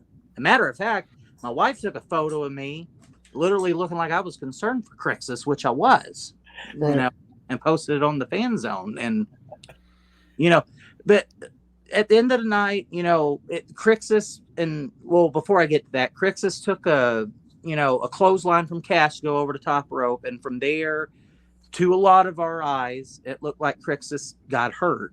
You know, I don't know the details. All I can say is like, you could hear everybody in the audience, even the ones that was booing him, like they could tell like he looked like he was favoring something, like his arm or his shoulder. And so if he did get injured, for him to work through that, kudos to him. He is so strong. And, Yeah. So Cash he goes to the top rope, do the payload thing, to do the splash after, about a good 20 to 25 minutes, I think they had. And then it looked like Daniel was going to go 1, is going to go 2, and then, no, don't do that because you're going to get fired. Because you know why? Because Mr. Doug Basham says no, not on his watch. I thought that was perfect. Yes. I thought that was just perfectly intended to be that way. And then as Daniel's paying attention to the, Doug, you see Crixus finally come up and low blow Cash and then gets him for the roll, or basically a roll up, or pins him. Yep. And then, Crixus retains. Revolution comes in ring. J-Rod, the only thing was off a little bit, the pacing to get J-Rod back into the ring with the Revolution, because you could hear Doug say, well, where's my queen? Where's my queen? Yeah. And then a lot of people, including myself, thought, okay, somebody's found their way back in the building to throw J-Rod out on the stage to set up maybe a feud with J-Rod, or to go against Revolution, whether it be a Haley, a Tiffany, a Freya, but that didn't happen. It did show J-Rod, get back in.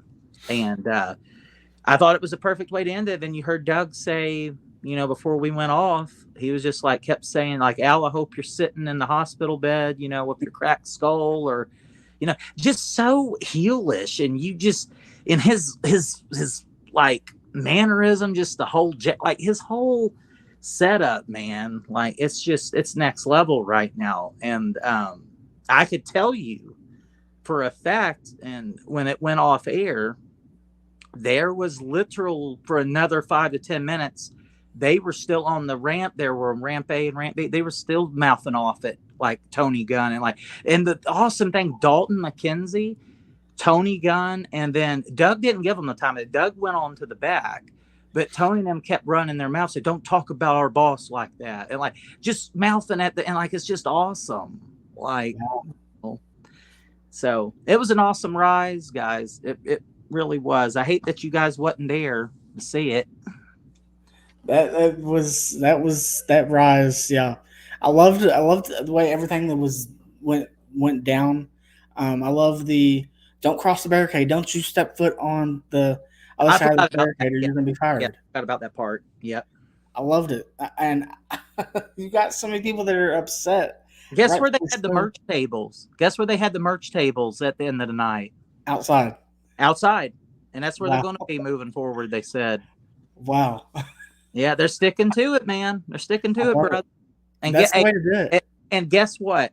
So, and this is another pulling the curtain back a little bit. The Revolution literally are all parking in the same, I'm not going to mention them, but they all, because, support kayfabe and everything. Yeah. The heels typically come in with the heels, as it should be, and the baby faces come in on baby faces. Well, the Revolution, literally, they all come in at one time, to get it's done purposely that way. And it was just it reminded me a lot of the NWO, it really did. And I can't wait. I'm literally, if I could buy my ticket for the next 2 months, I would just go on and get it, because I'm ready, guys. I'm ready for this. Oh, this is going to be something that's going to take us, I feel like, into 2025. Well, Let me ask you real quick before we move on. Yeah. Where do you see Al coming back into this, and what's going to happen? I have my theories, but I want to hear y'all first. What do you think is going to happen here? What's the end game for the big blow up here for this? I feel like you have to have a big pay-per-view at some point. And it can't just be, it has to be something special. Yeah. I feel like you're going to have, Al's going to build his army. Doug talked about him having the army that he wants. Yeah. Al's going to have to build the army that he wants. Right. Yeah.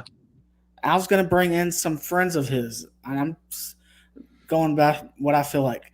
So you're just speculating. Yeah, I'm speculating. I'm speculating. I was going to bring in possibly some former WWE people. That he's able to bring in. he'll use some OVW guys, some of the OVW current roster members, but he'll bring in some big names for the actual big blow off for it. Yeah. I feel like we'll have like a War Games match at some point. I don't know what it's going to have to be, a big pay-per-view. I know that much. Yeah. I would say possibly look at Christmas Chaos. Yeah. Make Christmas Chaos a big show. Yeah. I'm thinking give me War Games. But yeah. Give me War Games like Ryan said, man. Bring in some outside people that's close friends with Al and have it all, blow up inside of War Games or something like that. Absolutely. Have like this big, huge main event that steals the absolute show. Yeah. Exactly. But it has to be a pay-per-view. Yeah. Has to be. You guys have to admit, though, it's been pretty captivating television, like with this. Like, to me, it's been very captivating. Yes. And that's what keeps people coming back. That's what's going to keep people buying, like you said, buying a ticket to want to see the Revolution get their upcomings. Yep. But that's never going to happen, guys. Let's just be honest. That's never going to happen. It's never going to happen. Hey, it's never going to happen. Right. All right, let's jump into TNA real quick to end this episode here. So we have Kushida versus Laredo Kid. This was the first taping of Pat this last Saturday night. And we had Kushida versus Laredo Kid. It ended in a draw because Josh Alexander stormed the ring and lays out Laredo Kid with the C4 spike. Kushida is attacked by Josh Alexander via the ankle lock, causing Kushida to challenge Alexander to a match. Josh Alexander ended up defeating Kushida. And then we started off the night actually with the system coming out, and they're talking about like everything coming out of Emergence this past Friday.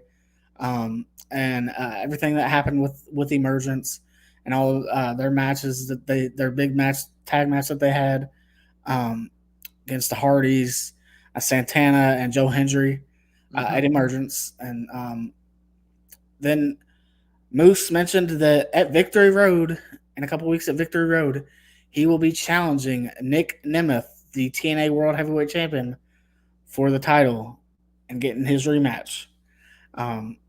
That he so rightfully does deserve. Like him or hate him, he does deserve it because he is entitled to that rematch. But then we get Jordan Grace comes out for her TNA Knockouts Championship Open Challenge.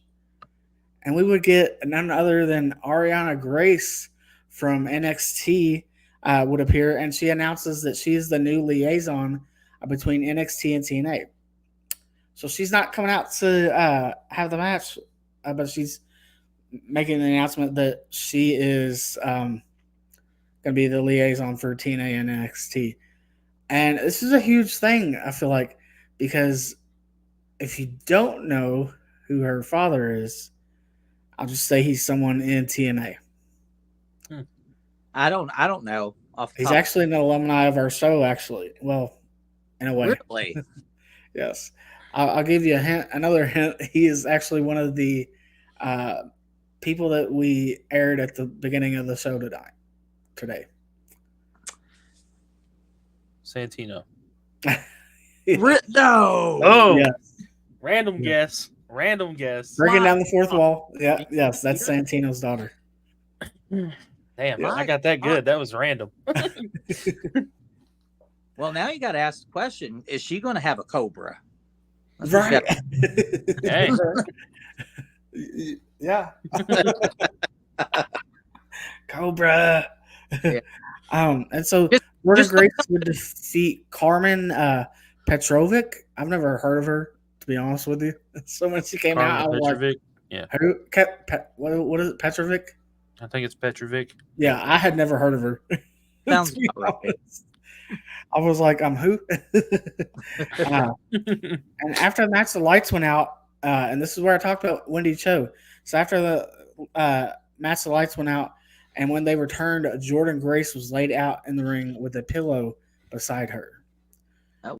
So we didn't get a reveal of who it was, but someone did come in and laid Jordan Grace out with the pillow.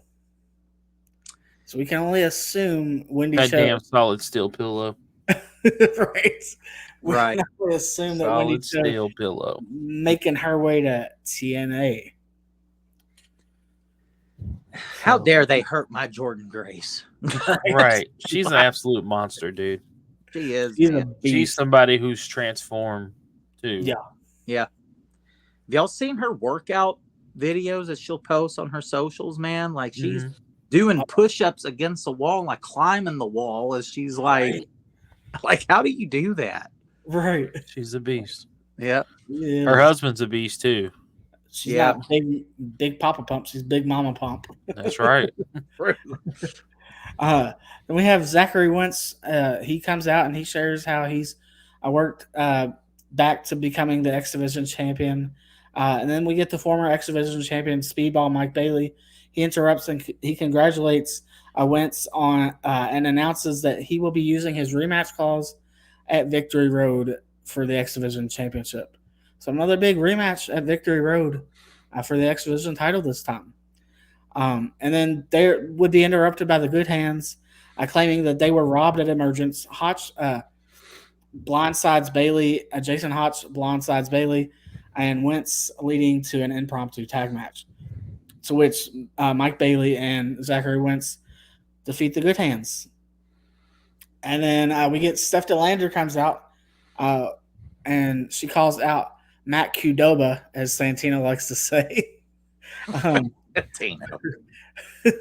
who angrily claims that she belongs to him, waiving a contract signed in March of 2023. Steph counters, saying the contract means nothing, as Cardona gets in her face, PCO charges the ring, and chases him off. Then we get Eric Young. He defeats Jake something. And then the main event of the night was JDC and Moose of the system. Moose of the system, but JDC was not officially part of the system yet because depending on the outcome of the match, Moose announced it at the beginning of the show that if JDC, if they won, then he would officially be a part of the system. So JDC, with Moose and JDC winning the match against Joe Hendry and Mike Santana, JDC is officially part of the system. So he's not just a supporter of the system, he's a part of the system. Yeah. I don't know what else to say with that. I'm like, come on, Joe Hendry. You should have pulled one out for us, brother. Right. And then we could have gotten an attack on JDC. Yep. All right. Well, I think it's time to give some love and promotion to some shows. What y'all say? Let's do it. Let's do it, man. Let's have it. All right. Let's bring up that first show. All right. We got Supreme. So check out Supreme Championship Wrestling over in Madison, Indiana. This is live pro wrestling Saturday, September 21st. They're actually there every Saturday, so you can check them out every Saturday at the Supreme Arena. That's 2520 Lanier Drive in Madison, Indiana. This is their big show, Surviving the Still. Doors open at 6:30 p.m. Bell time is at 7:30 p.m. All tickets are $12 available at the door at 6:30 p.m. And you can find out more information at Supreme Wrestling Events on Facebook. So yeah, go out and support Supreme Wrestling and go see the baddest man alive, Aaron Williams, Tanner Saturn, the superstar Steven Storm, and then always Eric Draven as well, and all of the other great talent over there at Supreme Wrestling. I need to go check that out. I would love to go see that. I mean, it's a small facility. Don't get me wrong, but yeah, it's worth it. It is. They put on really good shows. Literally, chairs here, ring here.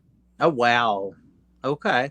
Like you're right at it. Like that's awesome. Yeah. So and it's loud. Yeah, we love it. We love it. Fans, if you're in the area, Is it kind of like that Grindhouse feel a little bit? A little bit, but it's a lot closer. Yeah, I got you. Yeah. Fans, if you're in the area of this of Supreme or in the surrounding area, get out and support Supreme Championship Wrestling. Absolutely. What's our next promotion that we want to promote? All right, this is actually Larry D's promotion. If you're not familiar with legendary Larry D, he is a former TNA star, and he's a legend in, no pun intended, he's a legend in the Kentucky area. And the main event is going to be a steel cage match with NWA star Carson Drake and OVW star Carson Drake versus a legendary Larry D. We have Lord Crew, and then some of these people on here I don't even know who they are, but we have Jackie Thad, I believe it is, versus Lord Crew, and that is for the Jackal of the Bluegrass. Oh, that's his name, but that's for the Gen Next Championship.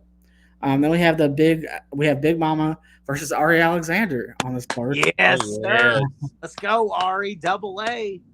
We have a Pretty Legends episode, or Pretty Legends Explode, rather. Lexi Green and Dreamer Paige Jones.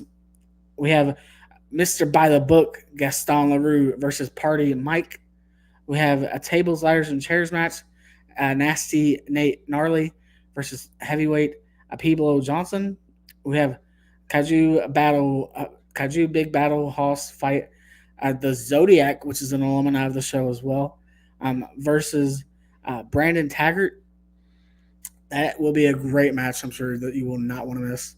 Mm-hmm. And then also another alumni of the show, Corey Calhoun, taking on Justin Naver. Yep, and they're both students of the Nightmare Factory, trained by Cody Rhodes and Dustin Rhodes. I did not know that. That's awesome. Yes, sir. And so you can. This is supporting Bourbon County High School project graduation. This is going to be next, I believe, next Friday, September 13th. Mm-hmm. Doors at 6 p.m. Bell time 7 p.m. Front rows $20. Floor seats are $15. And then general admission is $12. And so the address is 3343 Lexington Road, Paris, Kentucky, 40361. So again, if you're in the area, in the surrounding area, or if you want to make the drive, get out to check out Generation Next Pro Wrestling. Yes. We got one more show here, bud. All right, let's bring up that next show.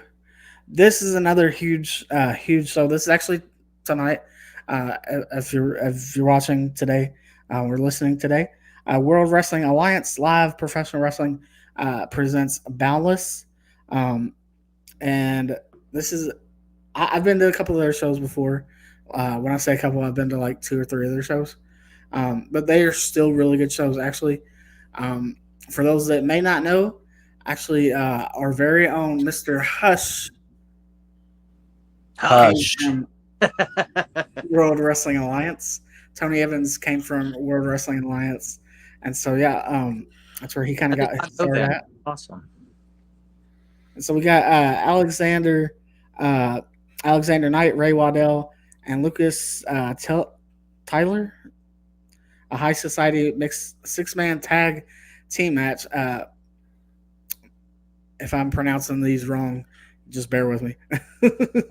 You're all Mestinizo Dynasty, is that what it says? Yep. Yeah.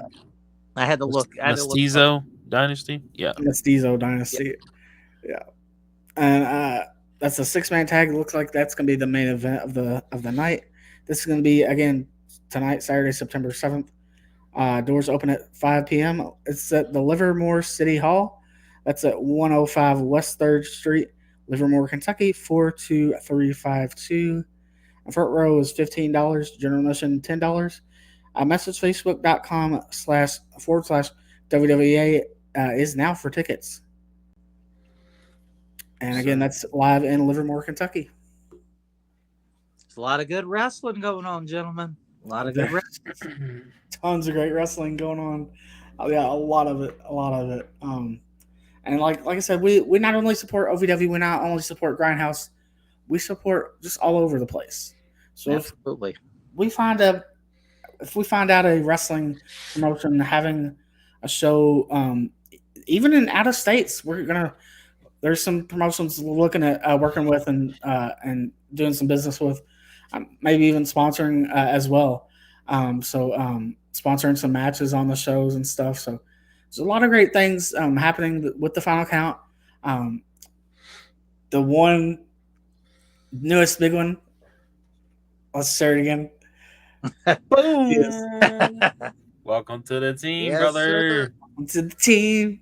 Appreciate you guys. I really do appreciate it. This has been so much fun these past 2 weeks.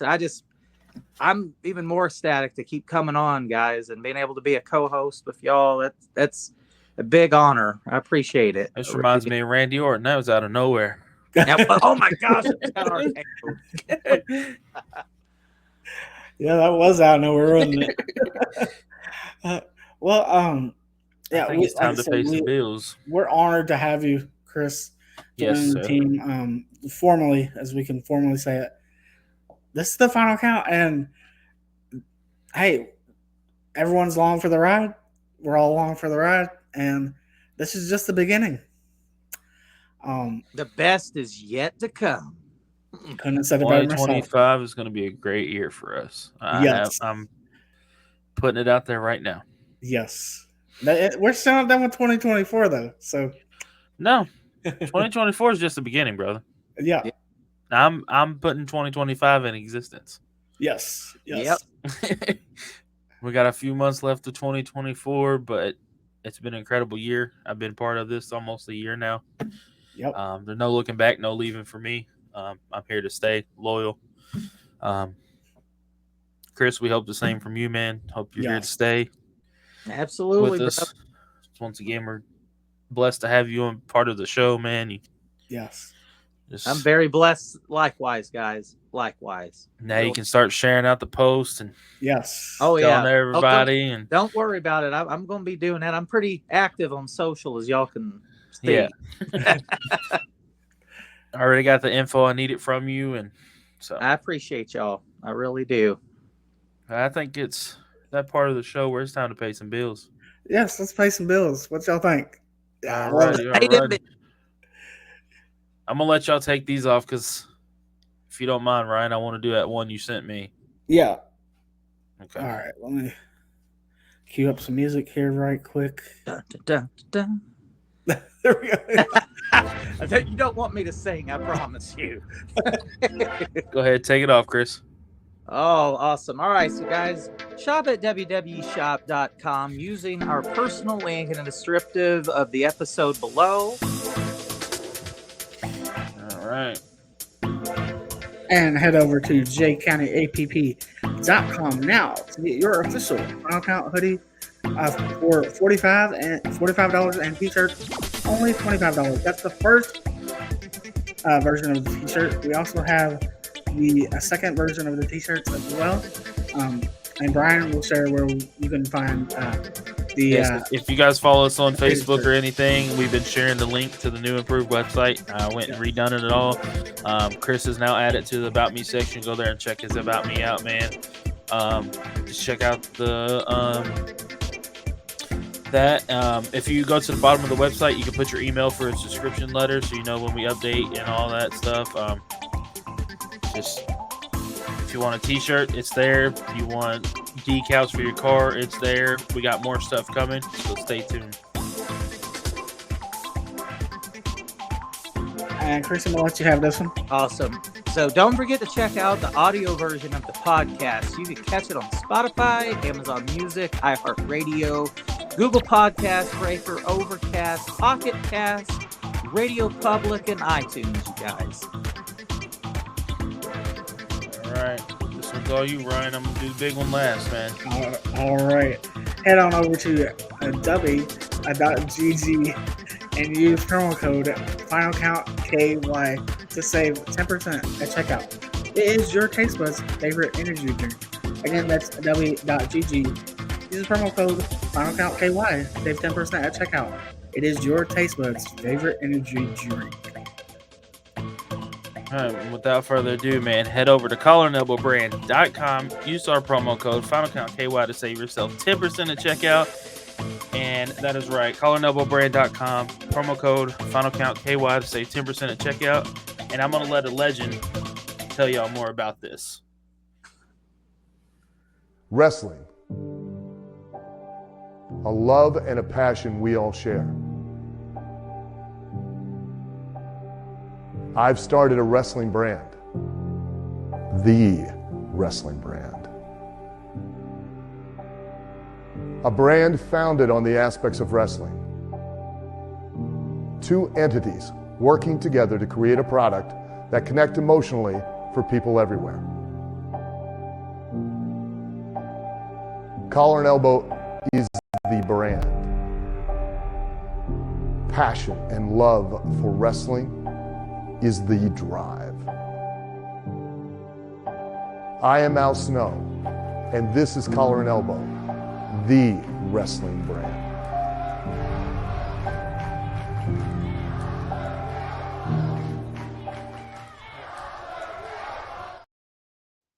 That's right, man. collarandelbowbrand.com. Use our promo code FinalCountKY for 10%. Check out what that legend's put on as far as clothing brand for pro wrestling community, man.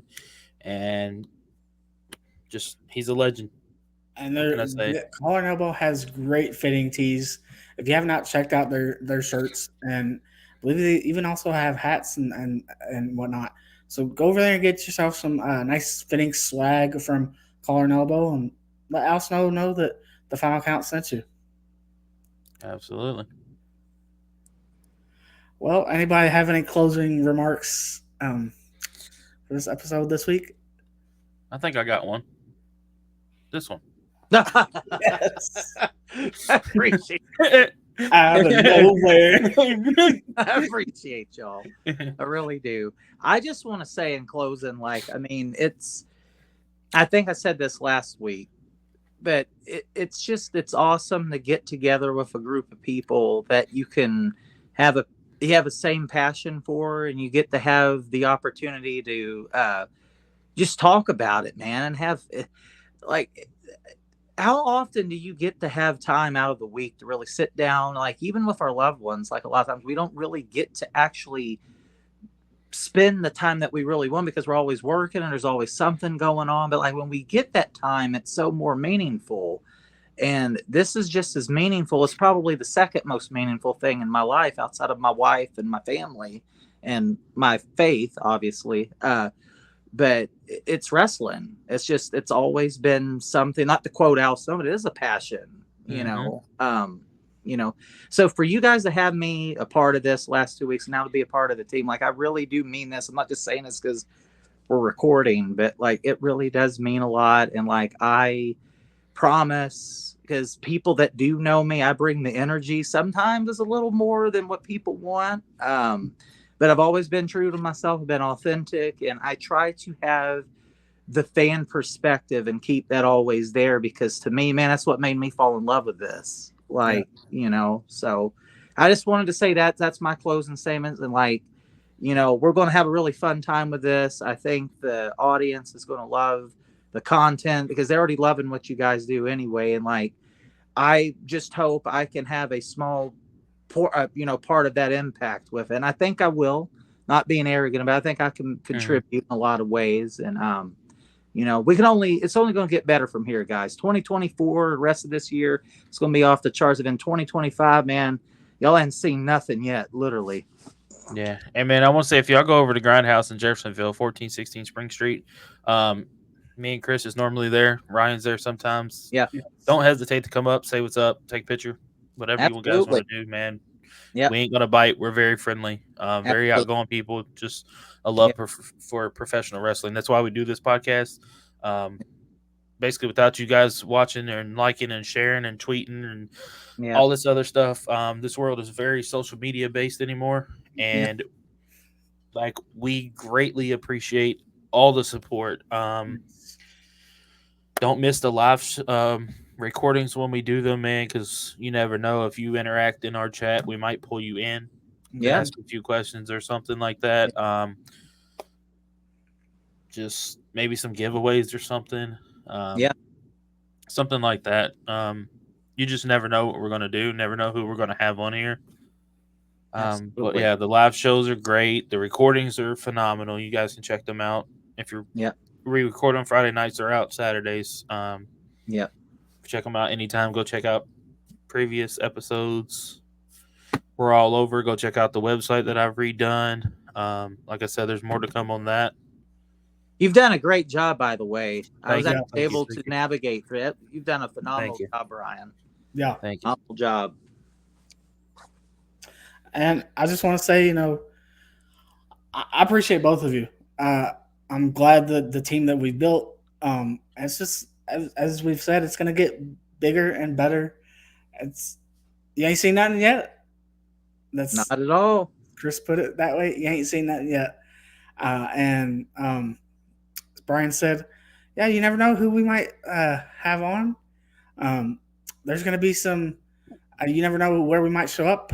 You never know when we show up somewhere, what we might do, if we might do a live recording somewhere. You never know. You never know who we might pull in for an interview. When we're out there at a show live, you just never know. So thank you all for your support. And thank you for any and all of your support, no matter what.